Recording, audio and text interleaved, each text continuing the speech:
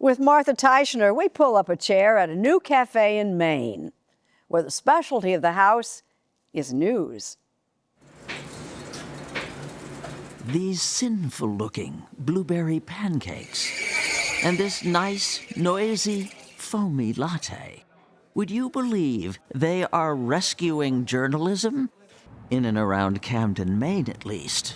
Lobster country. What were you reading?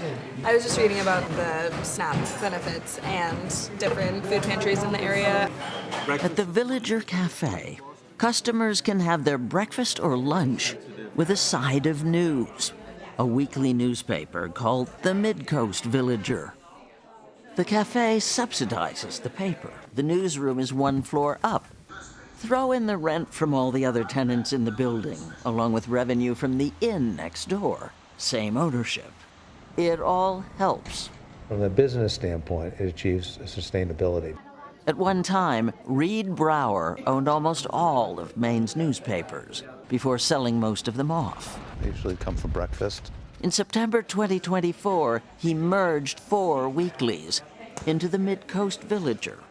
The cafe opened this past April, but not just to make money. The accountability issues, local sports and all that stuff is important to a lot of people. I don't think that's enough to sell and keep newspapers alive right now. I think it has to revolve around community. And what better way to serve community than to invite people here for food and to mix all this stuff together? How often do you see the owner of a newspaper and members of the staff hanging out with readers over breakfast? We're present, we're visible, we're real. We're not behind a screen. Kathleen Capetta helps Brower run what they both see as an experiment in rebuilding trust in news. Would it work if the food wasn't good? Absolutely not. No. It's good, classic diner food, but a little bit elevated, which is, I think, kind of like our paper. Deputy editor Alex Seitz-Wald is the face of the newspaper. We love highlighting those efforts and highlighting regular people. When he parks himself in the cafe on Friday mornings. So this is a very focused initiative that we're all very serious about. To hear complaints. It wasn't in the Villager, and we let you folks know about it. Story tips. And we'll put you on a ship coming up Penobscot Bay to Searsport. Whatever. Having a place where people can vent or can say something and have it be heard, I think is really valuable. I think what we could have done better. Seitz-Wald was an NBC politics reporter in Washington, D.C. for a decade before taking a chance and a pay cut to work for the Midcoast Villager, a startup in a field where 2 newspapers die every week. How's the Villager doing?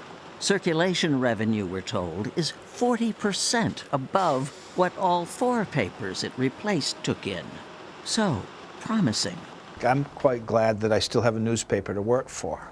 Glenn Billington is a local news lifer, the optimistic ad salesman and a columnist for the Midcoast Villager, just as he was for one of its now defunct predecessors. You have the look of the paper, you have Vern, who's everywhere. That's Vern. So Vern is Midcoast Maine. He sure is. Look at his sou'wester. He's got the hat that you wear when the wind blows from the southwest and it brings rain, and he's got the telescope. Vern's looking at the future of newspapers.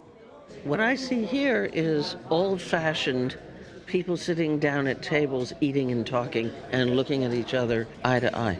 You're picking up what we're putting down.